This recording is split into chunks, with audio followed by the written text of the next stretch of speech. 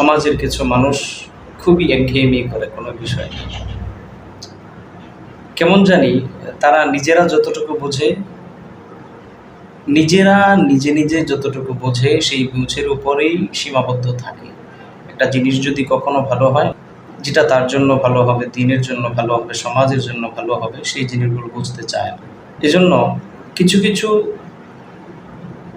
গারর মানুষ, যাদেরকে আমরা আমাদের আঞ্চলিক ভাষায় গারর বলি, ঘাউরা, ঘাউয়া এগুলো বলি, গারর বলে থাকি, একঘেয়েমি মানুষ যারা, এদেরকে কিছু কিছু বিষয়, সহজ বিষয় বোঝাতে গিয়ে আরো জটিলতার মধ্যে পড়তে হয়, আরো জটিলতায় ভুগতে হয়।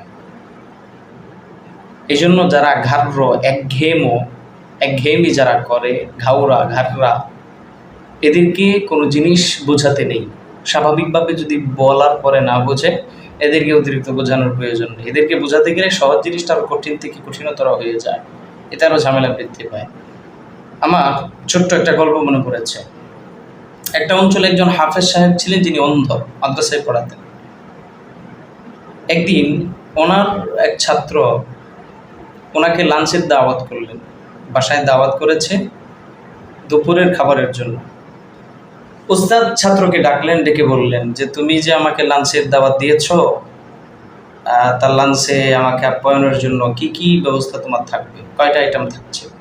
সে সুন্দরভাবে বলল, টাকি মাছের ভর্তা থাকবে, আপনার জন্য ইলিশ মাছের ভাজা থাকবে, দেশি মুরগির গোশত থাকবে, গরুর গোশত থাকবে, আরও বেশ কয়েকটা আইটেমের কথা বলল।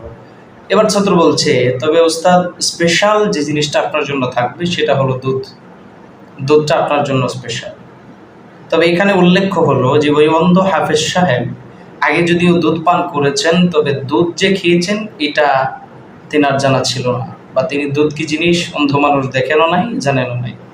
উস্তাদ কৌতূহল নিয়ে জিজ্ঞেস করলেন যে সকল আইটেমের ব্যাপারে তুমি আমাকে বললেও মোটামুটি সকল আইটেম সম্বন্ধে আমার ধারণা আছে, হাতের স্পর্শে আমি অনুভব করেছি, কিন্তু দুধের কথা বললে, দুধ কি জিনিস এটা তো কোনোদিন আমি অনুভব করি নাই।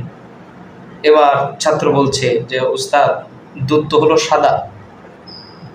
এবার হুজুর জিজ্ঞেস করলেন যে সাদা, সাদা আবার কেমন, এটাও তো জীবনে কখনো আমি অনুভব করি নাই।